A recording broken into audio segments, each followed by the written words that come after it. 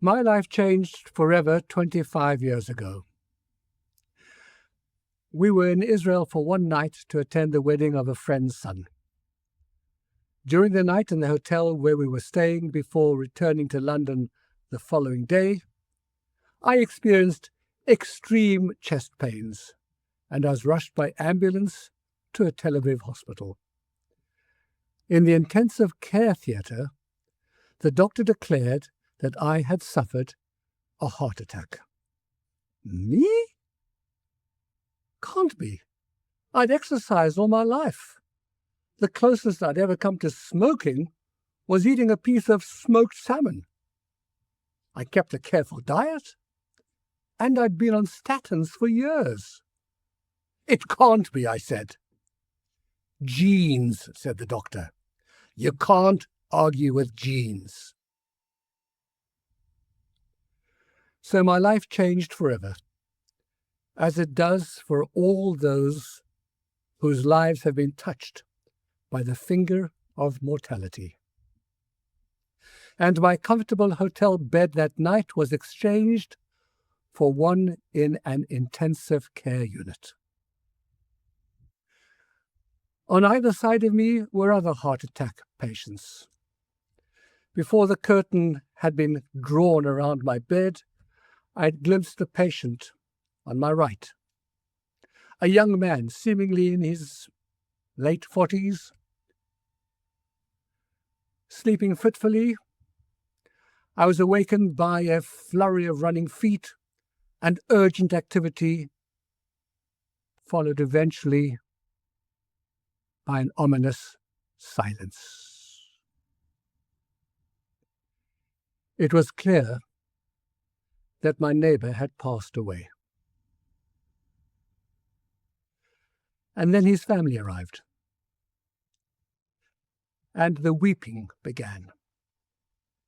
"C'est lo fair, c'est lo fair! It's not fair, it's not fair!" wailed his wife, over and over and over and over again. And I tell you, her voice continues to ring in my ears to this day. And she was right. It wasn't fair. Because, guess what? Life is not fair. Where is the fairness in some people being born into loving, caring families, given a privileged head start in life, and others born to parents who abuse and destroy their children? Where is the fairness in some people living long, healthy lives, and others cut down in their prime? Where is the fairness in the natural catastrophes that occur in the world, or when evil prevails over good? If one believes in a random universe, there should be no surprise that life is not fair. Why should it be any other way? But a sense of fairness is embedded in us from earliest years. And for those who believe in an ordered and directed universe, there is an expectation that the world should be conducted accordingly. Perhaps the problem is that fairness is a human construct, a human way of interpreting events. In seeking to apply this measure to the events of our lives, we are inevitably led into a moral cul-de-sac.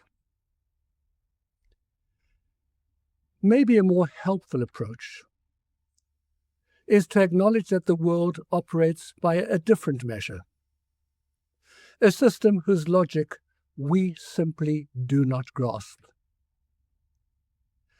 And then, when things happen that challenge our sense of fairness, the response is not to despair or to rage against the universe or to succumb in a crisis of faith? The response is not to ask, why does it happen? But what do I do about it? How should I respond? And then one finds hidden resources of resilience and an outpouring of human good, and with time, the realization that we grow as human beings from even the most awful life events. See you next time.